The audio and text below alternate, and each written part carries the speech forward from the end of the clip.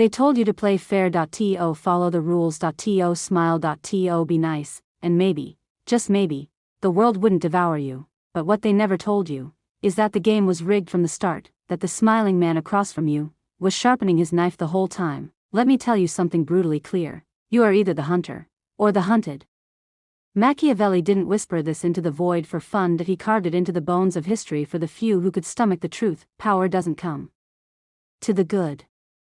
It comes to the prepared.to, the cunning.to, those who outthink, outsee, and outmove everyone in the room. So I'm going to tell you how to outsmart anyone, not just with intellect, but with psychological armor, mental warfare, stoic dominance, because this world doesn't reward kindness. It rewards clarity. It rewards strategy, and it worships the one who sees the game for what it is, and still chooses to win. Ready? Let's begin. Mental toughness isn't about yelling louder than the enemy. It's about never letting them know you're even in the room, until it's too late. The first rule of outsmarting anyone is this: never show your full hand. Most people overshare. They bleed information because they crave validation. They reveal their intentions, their weaknesses, even their dreams, to people who are waiting to use it all against them. Machiavelli said, the lion cannot protect himself from traps, and the fox cannot defend himself from wolves.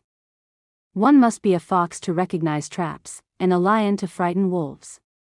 The lion shows his roar, the fox shows nothing. You must become both. Stop explaining yourself, stop trying to prove your intentions. Let silence be your weapon. Let mystery disturb them, because in silence, they project, they guess, they fumble, and while they're trying to figure you out, you've already moved 3 steps ahead. A mind they cannot read is a fortress they cannot conquer. But here's the darker truth. You were never meant to win by being honest. They taught you that honesty was strength, but in a world full of masked faces and hidden knives, blunt truth is suicide. This doesn't mean you lie. That it means you control the truth like a blade. You speak what needs to be heard, you act how they expect you to act, and inside, you hold your real motives like sacred fire, untouchable, unseen. Machiavelli's principle: it is not necessary for a prince to be loved, only to appear so.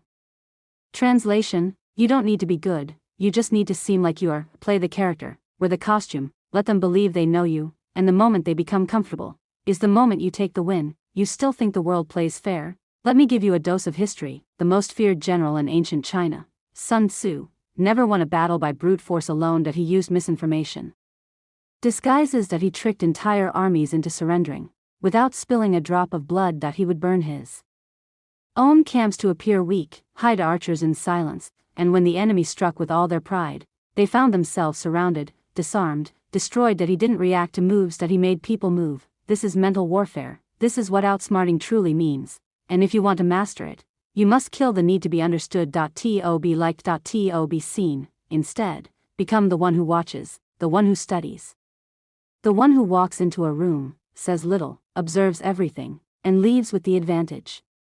While everyone else is still speaking, here's your first battlefield command: observe. Don't reveal. For the next 7 days, I want you to enter every conversation with one goal: learn more about them than they learn about you. Don't interrupt. Don't compete. Don't correct them. Just listen, scan for patterns. What are their weaknesses? What do they repeat? What do they avoid? Because the person who talks the most reveals the most, and the person who listens holds the map to their mind.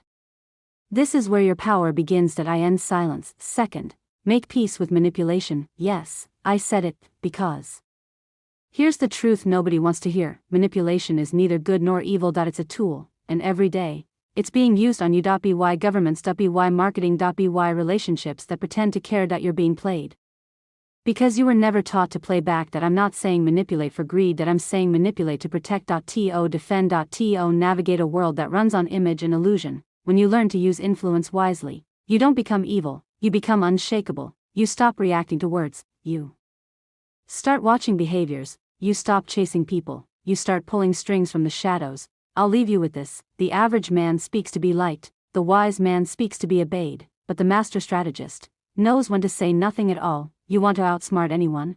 Then understand this: you were not born to be soft clay for others to mold. You were born to sharpen your mind like a blade, cold, precise, unforgiving. And when you walk into a room, it won't be with noise, but with such calculated calm that everyone else feels unarmed in your presence. Your war has begun, but this time, you're not marching in blindly. You're becoming the storm they never saw coming.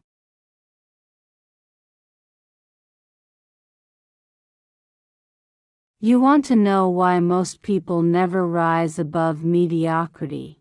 Because they spend their lives reacting. Instead of positioning, they move based on emotion, they speak based on fear, and they trust based on hope, instead of strategy. But you're done playing the fool in someone else's story that you're here to master the art of mental dominance. And the next rule is this: control perception, and you control power. Machiavelli understood this better than anyone. Men judge more by the eyes than by the senses. Because everyone can see, but few can feel. Translation: the truth doesn't matter, only what people believe is true. That if they think you're weak that if they think you're dangerous. They tread lightly that if they see you as unpredictable. They keep their distance that so what does this mean for you? It means your presence is a weapon, your silence is a signal, and every word you speak must be designed, not delivered. Never let people see your desperation. Never let them see you sweat. You could be drowning inside. But if your eyes are calm, they'll never strike. That it's not about being fake, that it's about being untouchable. There's a scene from Roman history they don't teach in school. Marcus Aurelius, the philosopher emperor, was once confronted by a senate filled with betrayal. They expected him to lash out, lose his cool, scream like any man would when he's surrounded by snakes. But he didn't. That he stood, hands calm, eyes colder than stone, and said only this: the impediment to action advances action. What stands in the way becomes the way. And the entire room fell silent. Why? Because they realized they could not provoke a man who had already conquered himself. That's power. That's what you must become, not just a thinker, not just a talker, but a fortress in human form. Here's the forbidden truth you were never meant to know: people are predictable. They're not as complex as they pretend to be. They follow patterns, triggers, repetitions. And if you can see these patterns, you can play them like strings on an instrument. Machiavelli said, "He who seeks to deceive will always find someone who will allow himself to be deceived." Let that sink in. Most people want to be deceived. They want comfort over truth. They want illusion over pain. So when you give them what they crave, control becomes easy, not through force, not through aggression, but through precision. You walk into the boardroom, and they think you're humble, but every move is calculated. You compliment. You disarm, you redirect the conversation, and by the end, they think it was their idea to follow your plan. This is not cruelty. This is the discipline of the strategist, the person who thinks ahead, owns the outcome. Now listen closely. Never let your emotions outrun your strategy. They will test you, mock you, bait you, especially when they feel your power growing. Weak people need chaos to distract you. They want you to react. Because the moment you react, you step into their arena. But if you can stay composed, if you can breathe while they explode, you've already won. You don't need to prove your dominance. Your stillness proves it for you. Machiavelli warned us. The one who adapts his conduct to the times will succeed, and he who does not will perish.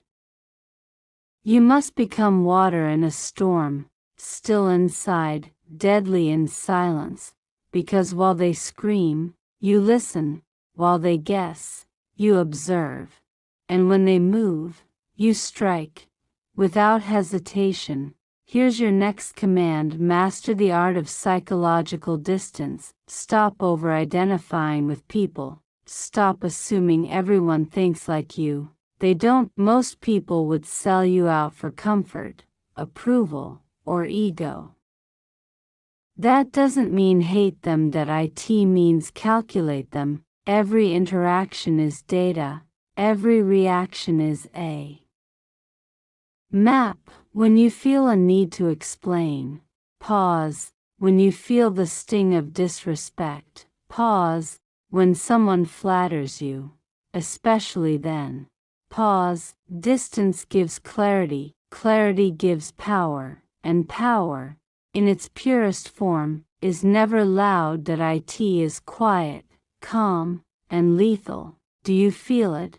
Your mind's starting to shift, not into arrogance, but into awareness. That you're beginning to see what most never do. That the world isn't controlled by the loudest voice, that it's controlled by the one who sees 10 moves ahead, and never flinches. That you're learning what it really means to lead, not by begging, but by pulling invisible strings with ruthless grace. You don't need to shout, you don't need to chase, you only need to build yourself into a force so still that people feel your power before you ever speak. This isn't motivation, this is training, and the enemy is already watching. There comes a moment in every warrior's path when he realizes, it's not the world that has to change, that it's his own mind, because once your mind becomes sharp, unshakable, and sovereign, no lie can seduce you. No betrayal can break you. No manipulator can reach you. This is that moment. You want to outsmart anyone? Then you must understand this next rule. Your greatest weapon is emotional neutrality.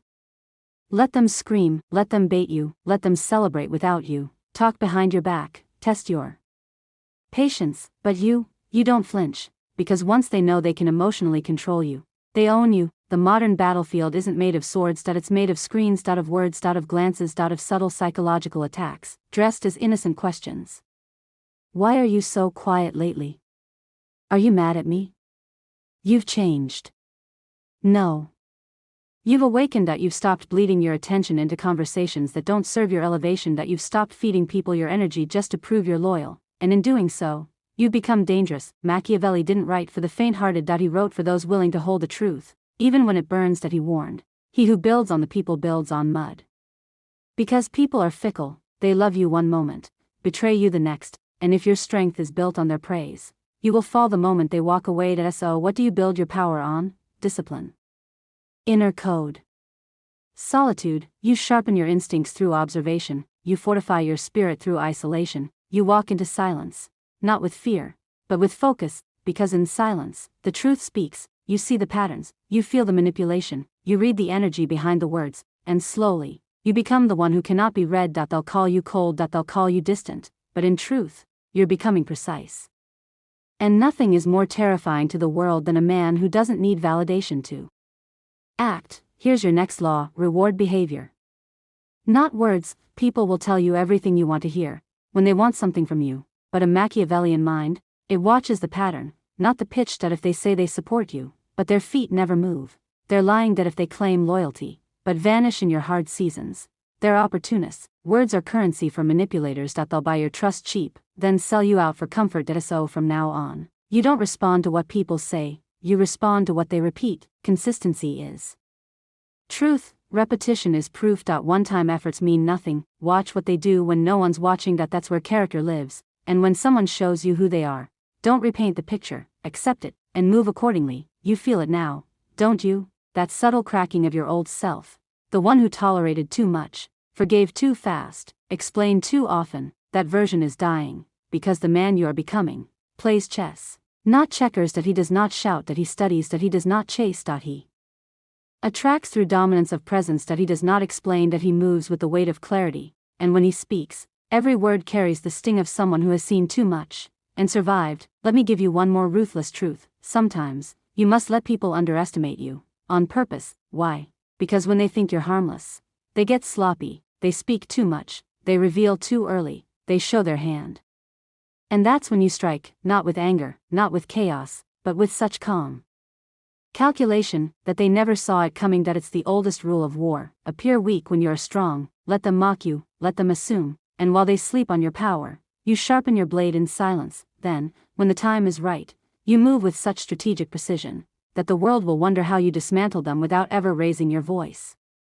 You're not just becoming smart, you're becoming sovereign. No more mental slavery. No more blind loyalty. No more reacting to every jab, every opinion, every passive-aggressive look. You are training your mind to rise above it all. To read people like books. To remain unmoved while they scream, because those who scream have already lost the war inside. But you've turned stillness into your sword, clarity into your shield, and your own soul into an unbreakable throne. They won't understand your silence, that they'll fear it, that they'll try to pull you back.